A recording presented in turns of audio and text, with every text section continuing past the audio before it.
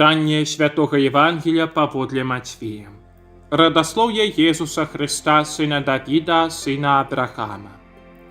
Абрахам быў бацькам Ісаака, Ісаак бацькам Якуба, Якуб бацькам Юды ягоных братоў. Юда быў бацькам Фареса і Зары, маці якіх была Тамар. Фарес быў бацькам Эзрома, Эзром бацькам Арама, Арам бацькам Амінадаба, Амінадаб бацькам Наасона, Наасон бацькам Сальмона, Сальмон бацькам Бааза, а маці была Рахаб. Бааз быў бацькам Абеда, а маці была Рут. Абед быў бацькам Єсея, а Єсей быў бацькам караля Давіда. Давід быў бацькам Саламона, а маці ягоная была ранейшая жонка Урі.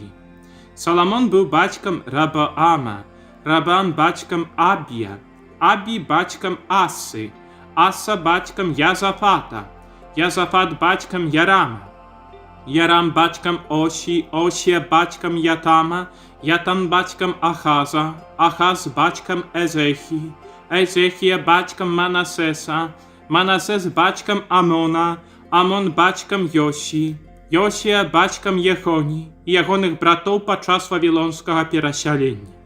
А пасля вавілонскага перасялення Єхонія быў бацькам Салятыэля, Салятыэль бацькам Зарабабеля, Зарабабель бацькам Аб'юда, Аб'юд бацькам Эльяхіма, Эльяхім бацькам Азора, Азор бацькам Садока, Садок бацькам Ахіма, Ахім бацькам Эльюда, Эльюд бацькам Эліазара, Эліазар бацькам Матана, Матан бацькам Якуба, Якуб бацькам Юзафа, мужа Марыі, ад якой нарадзіўся Езус, званы Христом.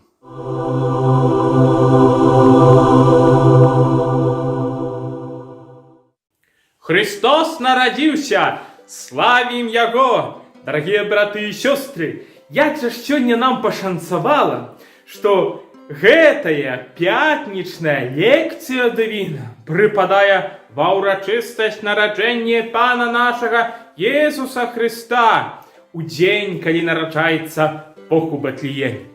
І сёння я знаходжуся ў вельмі прывілеяванай сітуацыі. Чаму? Таму што літургія каталіцкага касцёла прадугледжвае на сённяшнюю урачыстасць аж 4 розныя евангеліі, якія вы можаце пачуць, калі пойдзеце на святую імшу гэту урачыстасць у розныя часы, пачынаючы ад вігіліі пастэркі і пасля ва ўсе 3 святыя імшы, якія прадугледжаны пасля яе ў літургіі.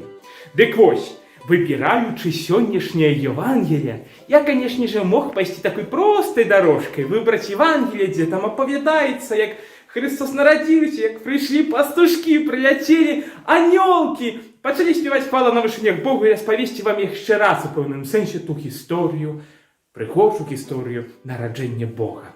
Аднак я не люблю хадзіць простымі сцежкамі. І выбраў, як вы ўжо пачулі на пачатку, Евангелія з вігілійнай ночы. Вельмі часта святары яе прапускаюць, лічучы, што яно вельмі даўгое. І таму я вырашыў дзесьці давартасцяваць яго, каб з вамі яго прынамсі тут, у пакоі лекцыю дывіна, паразважаць.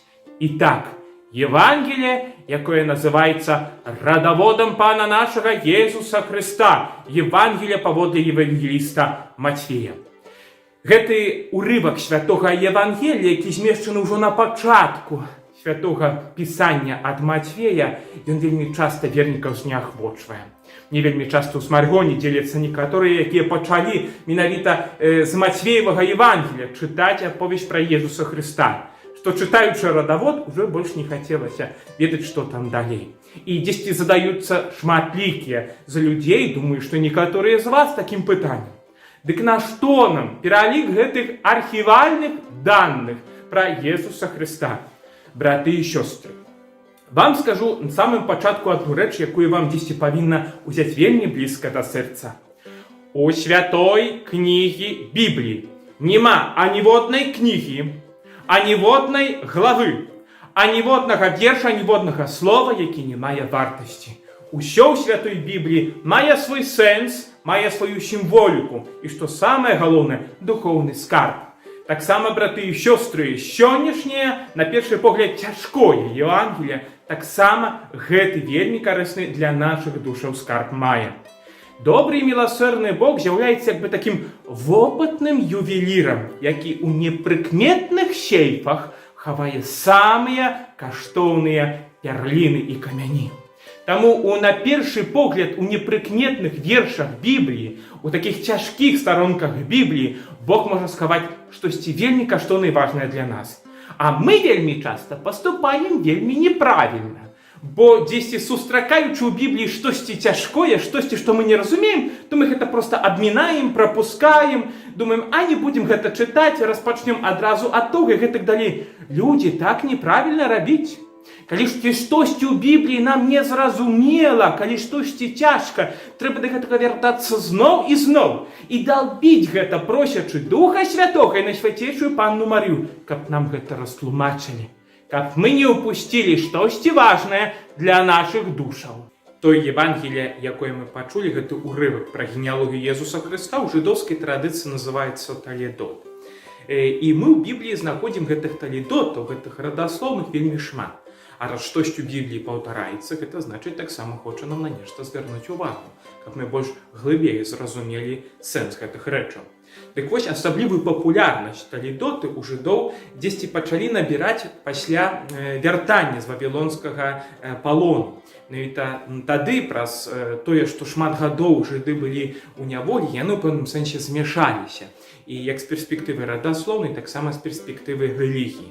Памяшаліся з рознымі язычніцкімі веравызнаннямі. Дык вось, калі яны вярнуліся зноў у Єрусалім, пачалі ўсё адраджаць, для іх вельмі важным было знайсці свае карані, у пэўным сэнсе, каб вярнуць тую тоеснасць, якую у іх гэты вавілонскі палон забраў.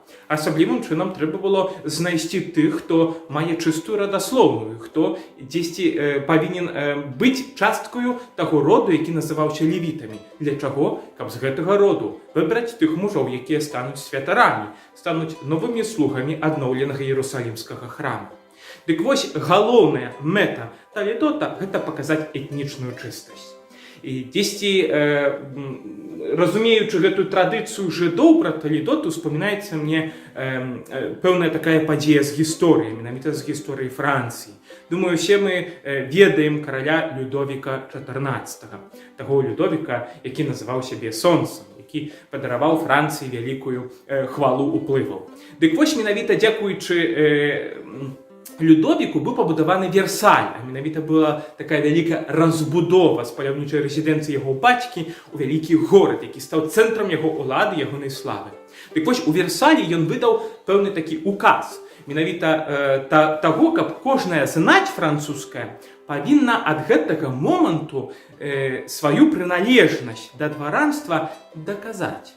Як гэта павінна было адбывацца? Все прадстаўнікі розных родаў, магнацкіх родаў Францыі павінны былі прыйсці ў Версаль і паказаць дакументы, на якіх можна было вылічыць, што гэты пайшоў ад гэтага і менавіта дзякуючы крыві ён мае добрую дваранскую радаслоўную. Людовік лічыў, што менавіта толькі такія дваране чыстыя ў сваёй тоеснасці могуць займаць важныя пасады Францыі і могуць вырашаць важныя справы свайго государства. Дык вось, браты і сёстры, гледзячы на таледот, на пэўную этнічную чыстасць, мы таксама можам на яе паглядзець з перспектывы і нашай духоўнай. Бо кожны наш учынак, кожны грэх, кожны выбар і рашэнне з'яўляецца часткай нашага духоўнага таледота, нашай духоўнай радаслоўнай. Мы яе забруджваем рознымі ўчынкамі, рознымі грахамі, пачынаючы ад магіі, варажэння, гараскопаў, распусты, здрадаў, крыўды, якія носім гадамі і гэтак далей. І пазней прыходзім у канфесіянал, усё гэта аддаём і спавядаемся, лічым, што ўсё цяпер супер харашо.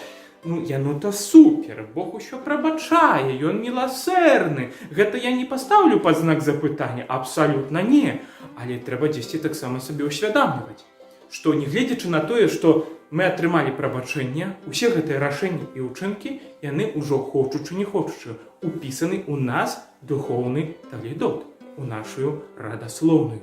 І мы забруджваем гэтую радаслоўную. Мы паказваем, што ў ёй ёсць вельмі шмат таго, што дзесьці не паказвае нашу дваранскую тоеснасць. А мы, як дзеці Езуса Хрыста праз святы хрост, становімся ў пэўным сэнсе дваранамі яго найсвяцейшай крыві. Праз гэта мы маем права на тое, каб рашаць справы Езуса Хрыста, каб рабіць бачнымі справы Езуса Хрыста. І так як гэта было за часоў Людовіка XIV, толькі тыя, хто мае чыстую радаслоўную, можа вяршыць і можа рабіць бачнымі справы валадарства Езуса Хрыста. На жаль, тыя, якія занадта забрудзілі сваю радаслоўную, будуць стаяць збоку. Іншае, на што сёння хачу звярнуць вашу увагу, разважаючы над радаслоўнай Езуса Хрыста, гэта на яе пачатак. Вы заўважылі, ад каго ўсё распачынаецца? Ну, канешне ж, ад Абрахама. А ніхто з вас такім лагічным пытаннем не задаваўся, чаму яно не распачынаецца ад Тэроха? Ну, калі хто не ведае, гэта бацька Абрахама. Пра яго звесткі мы ведаем у Бібліі. Менавіта, што ён быў бацькам Абрахама. Чаму менавіта ўсё распачынаецца ад Абрахама? Ну, браты і сёстры, у Бібліі мы знаем, што Абрахам, не ведаючы Бога, пачуў ягоны голас, пачуў ягоную волю. І не разумеючы яго сваёй галавой, ён пайшоў за зовам свайго сэрца. Пайшоў, лічучы, што менавіта гэты Бог з'яўляецца тым тоесным, гэтым сапраўдным. А ўсе іншыя, у якіх яны верылі дагэтуль, з'яўляецца смеццем, выдумкай людзей. Дык вось гэтае сведчанне пра невядомага дагэтуль Бога чуў таксама і бацька Абрахама.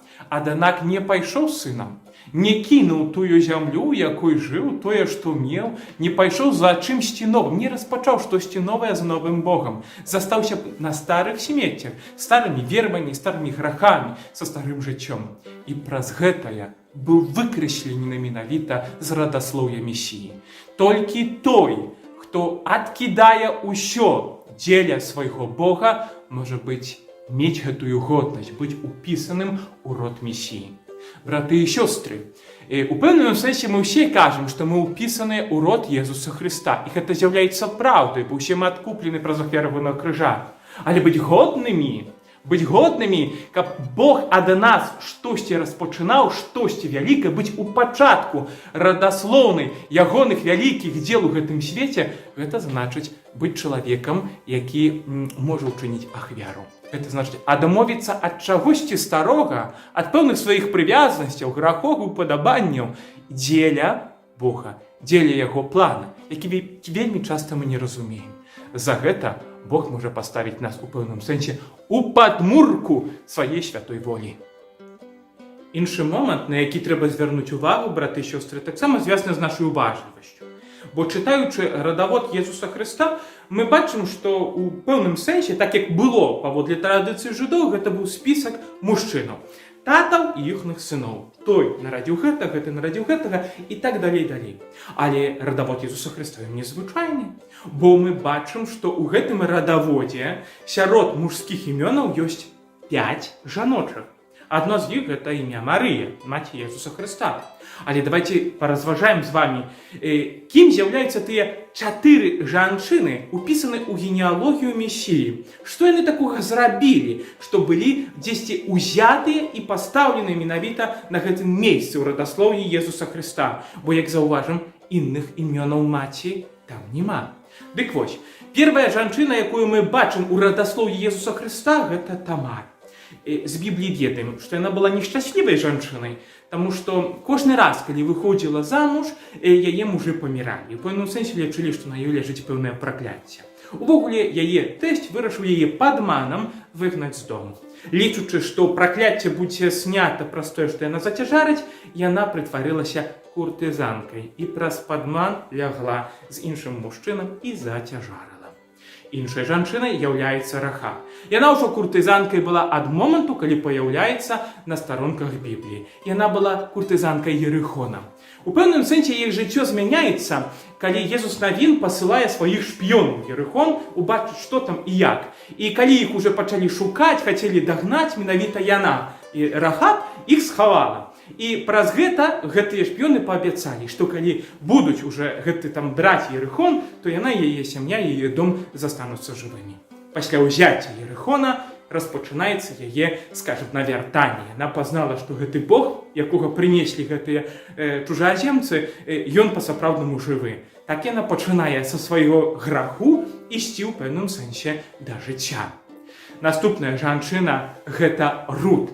Рут, яна паходзіць з такога роду маабітаў, маабітка. І гэта вельмі такі, благі з такой папулярнасці род на тыя часы, таму што ён узнікае праз казіродства бацькі і дачкі. І бачым, што менавіта гэтая жанчына таксама ўключана ў род Езуса Хрыста. Апошняя гэта Бетшеба. І я думаю, што яна у сваіх паводзінах, у сваёй рэпутацыі нічым не горшая ад усіх сваіх, скажем, сясцёр, які ў гэтым радаводзе сустракаюцца. Бо Бетшеба была ў пэўным сэнсе, як я лічу, правакатарам. Бо гэта тая жанчына, якая купалася голая ў садах караля Давіда, і кароль Давід, які ў пэўным сэнсе ў той дзень ляніўся, не пайшоў на вайну, убачыў, пажадаў яе. І ўсе, разважаючы гэты кавалак Бібліі, дзесьці кідаюцца на гэтага Давіда. Але ж ён вот такі прагнуў, уже захацеў гэтай жанчыны. Але, браты і сёстры, я заўсёды кажу, у справах сексуальных трэба быць асцярожным і не кідацца толькі выключна на мужчын. Мужчыны маюць слабасць у гэтым, згаджаюся. Але ведаеце, браты і сёстры, кожны гэты грэх амаль заўсёды таксама звязаны з пэўнай правакацыяй жанчын, якія яны чыняць адносна наш мужчынаў. Апранаючыся так ці іначай, паводзячы сябе так і іначай, даючы пэўныя повады для пэўнай прагнасці, жадання, спакусы. Так было у браты і сёстры у гісторыі з Бетшебай, якая справакавала Давіда, якая яго спакусіла. І праз гэта ён спаў з ёй, яна зацяжарыла. І праз гэта Давід у пэўным сэнсе пачынае шукаць выхаду, бо Бетшеба была замужняя, поэтому пасылае Урыю Хітыту на вайну, каб яго там забілі. Так Бетшеба становіцца свабодна, і ён забірае яе сябе. Не надта слаўныя гэтыя жанчыны, як бачым, якія ўключаны ў генеалогію самога Месіі. Чаму менавіта іх, у пэўным сэнсе, Дух Святы праз евангеліста Мацвея хацеў паказаць, падкрэсліць нам, што гэтым ён хацеў нам сказаць? Я, браты і сёстры, іншага выхаду не бачу, як пэўную добрую навіну для кожнага з нас. Бо паказваючы, што гэтыя слабыя і грэшныя жанчыны, і не толькі, то, што ў пэўным сэнсе робіць гэту генеалогію правакацыяй, гэта паказвае нам, што Бог не глядзіць на тое, што маеш ты у сваёй радаслоўнай. Бо радаслоўная кожнага з нас, генеалагічнае дрэва выглядае па-рознаму. Ёсць там і велічныя людзі, як Давід, але ёсць у пэўным сэнсе і куртызанкі, і самабойцы, і злодзеі, і здрайцы, і атэісты, і адступнікі, і гэтак далей. Кожнае жыццё оно іншае, і мы бачым, што вельмі часта яно пазначана вялікімі ранамі. Дык вось Бог праз гэтае сённяшняе Евангелие хоча сказаць табе, тое, што ў тваіх каранях, у тваёй радаслоўнай, яно не важнае. Бо нават з таго радаслоўна, у якім ёсць пэўныя пятны, Бог вывеў Месію, Бог вывеў Бога, штосьці надзвычайнае, штосьці прыгожае. Таму, не гледзячы на тое, кім былі твае продкі, твае бацькі, што яны рабілі, ты можаш стаць святым, ты можаш стаць выбраннікам самога Бога. Апошнім важным момантам, на які хочу звярнуць вам увагу, разважаючы над радаслоўем Езуса Хрыста, гэта на той момант, дзе паказваецца боскасць Езуса Хрыста. Бо з аднаго боку, чытаючы гэты радавод Езуса, мы можам сказаць, што гэта такі добра распрацаваны, дзякуючы архівальным нейкім данным, радавод нейкага чалавека, таго, хто жыў на гэтай зямлі, бо ён мае канкрэтных продкаў, бацьку, дзядоў, прадзедаў, гэтак і гэтак далей, што ён мае дзесьці свой пачатак тут на зямлі. І тут дзесьці евангеліст перакрэслівае гэтыя нашыя думкі, і калі мы чытаем уважліва, то напрыканцы гэтага радаводу, калі мы ўжо даходзім да Езуса Хрыста, няма такіх слоў, што Юзеф нарадзіў Езуса. Няма там. Там напісана пра Юзефа, які быў мужам Марыі, з якой прыйшоў, нарадзіўся Езус Хрыстос. Як бы гэтым евангеліст хоча паказаць, зямны бацька не з'яўляецца пачаткам Месіі. Бо прыналежнасць да роду Давіда, яно было вельмі важна для жыдоў. Таму евангеліст умяшчае ў гэтым Евангеліі. Бо амаль 700 гадоў перад прыйсцем Езуса Хрыста прарокі казалі, што Месія прыйдзе з роду Давіда. Таму ён гэта дае ў пэўным сэнсе да вушэй жыдоў, каб яны гэтыя традыцыі, гэтыя прароцтвы, рэалізацыю іх пачулі. Але ў пэўным сэнсе таксама падкрэслівае, Юзаф не быў бацькам Езуса. Гэта значыць, што Езус Христос не з'яўляецца нейкай гістарычнай постаццю, так? Нейкім файным каралём альбо прарокам, так? Які тут прыйшоў на гэтую зямлю. Ён прыйшоў у нашае жыццё, ён стаў часткай гэтай генеалогіі, але ён не з'яўляецца чалавекам, бо ягоным сапраўдным айцом з'яўляецца ўсемагутны Бог, стварыцель. І ён у пэўным сэнсе хоча праз гэты радавод паказаць нам: я Месія. Я не просто чалавек, я Бога-чалавек. Я пачатак усяго, які прыйшоў тут на зямлю, каб вы больш мяне пазналі, больш мяне полюбілі. Прыйшоў, каб вас збавіць. Прыйшоў, каб быць блізка вас. Езус Христос праз радавод хоча сказаць: я блізка вас, дзеці, аднака не забывайце, я не чалавек, я Бог, але Бог, які вас вельмі моцна любіць.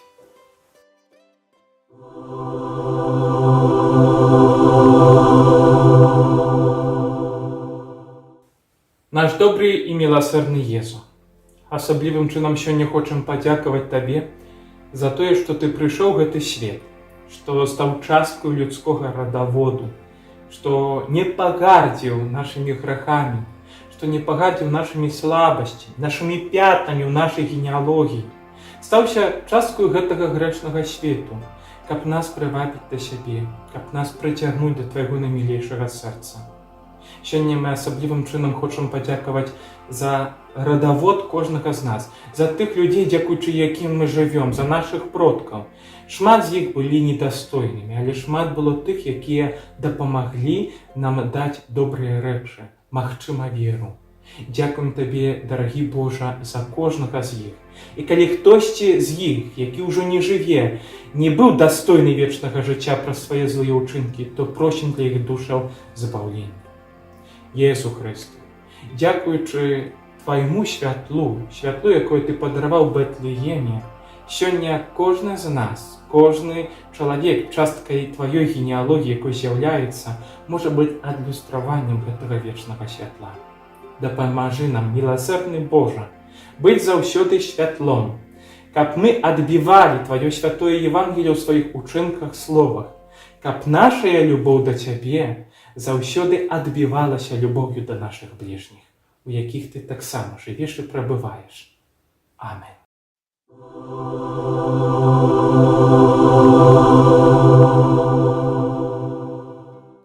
Доходячы до моманту сузірання, дарагія браты і сёстры, я хочу вам заставіць пэўны такі вобраз, які ў мяне таксама ўзнікае, калі я разважаю альбо чытаю менавіта гэты урывак Евангелія, радавод Езуса Хрыста.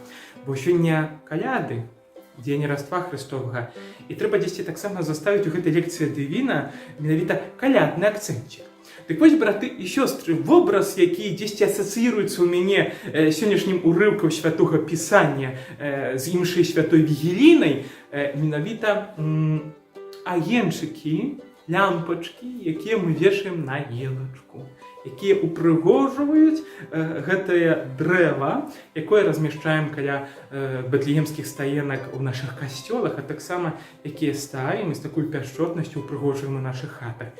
Я думаю, што ўжо ўсе добра ведаюць, што традыцыя менавіта, каб ставіць елачку, мы удзячныя за эту традыцыю святому Баніфацыю, які ў Германіі, евангелізіруючы германскія плямёны, прыйшоў у адну вёску, зрубіў там дуб Одзіна, які там стаяў на яго месцы, паставіў сасну, якую прыгожыў яблакамі, а таксама на галінкі паставіў запаленыя свечкі. Яблакі мелі быць сімвалам граху, а свечкі светам Езуса Хрыста, які прыйшоў гэты грэх менавіта знішчыць, гэты грэх выправіць. Дык вось, пасля гэта традыцыя з Германіі перайшла ў касцёл, што момант Раства Христовага, калі свет гэты прыходзіць, каб збавіць нас з цемры граху, то ставілася елачка, сасонка, якая упрыгожвалася рознымі шарыкамі, як напамін аб гэтых яблаках, а агеньчыкі, які сёння маю, гэта тыя, скажем, нашчадкі тых свечкаў, якіх калісьці запаліў святы Баніфацый. Дык вось, услухоўваючыся ў кожнае імя з радаслоўя Езуса Хрыста, у мяне вобраз, што гэта адна за адной лямпачка у пэўнай гірляндзе, якая павінна ўпрыгожыць свята Раства Христовага. І адной з такой лямпачкай, две такія лямпачкі, можна лепей сказаць, маюць на імя Ева і Адам, бо яны таксама ўпісаны ў радаслове Езуса Хрыста. Думаю, што ўсе мы добра памятаем такі момант, што лямпачкі гараць, мігаюць прыгожа, але хопіць, каб адна лямпачка перагарэла, як уся гірлянда гасне. І пазней трэба сядзець і выкручваць і ўкручваць, правяряць кожную лампачку, пакуль не знойдзеш тую, якая перагарэла, памяняеш яе, і тады зноў гірлянда гарыць. Дык вось лямпачкі Адама і Евы, браты і сёстры, перагарэлі. Праз грэх, праз сваю здраду, яны перагарэлі духоўна. І праз гэта ўся гірлянда, якая ад іх мае пачатак, мае працяг у генеалогіі Езуса Хрыста, і мы часткай гэтай гірлянды з'яўляемся праз тое, што з'яўляемся дзецьмі Евы, яна проста перастала гарэць, перастала даваць тое святло. Так вось нараджэнне Езуса Хрыста, які ўваходзіць у гэты радавод чалавека, які ўваходзіць у гэтую гірлянду, з'яўляецца момантам, што Бог становіцца лямпачкай, новай лямпачкай, якую сам укруціў у месца перагарэлай лямпачкі Адама і Евы. І праз гэта, праз сваё нараджэнне, ён запаліў усю гірлянду чалавецтва, каб мы маглі па-сапраўднаму дарыць гэтае святло. Таму, разважаючы, сузіраючы Евангелія сённяшняга дня з вігілійнай, скажем, пастэркі, імшы, нараджэння Езуса Хрыста, падзякуй Езусу Хрысту, што Ён учыніў, што нашы лямпачкі зяюць, што яны дараць святло. І папрасі Яго, каб мы былі годнымі гэта святло несці, і каб мы яго не хавалі пад коўдры, як Ён заўсёды просіць, але ставілі на ўзавышша, каб гэта святло было відавочным.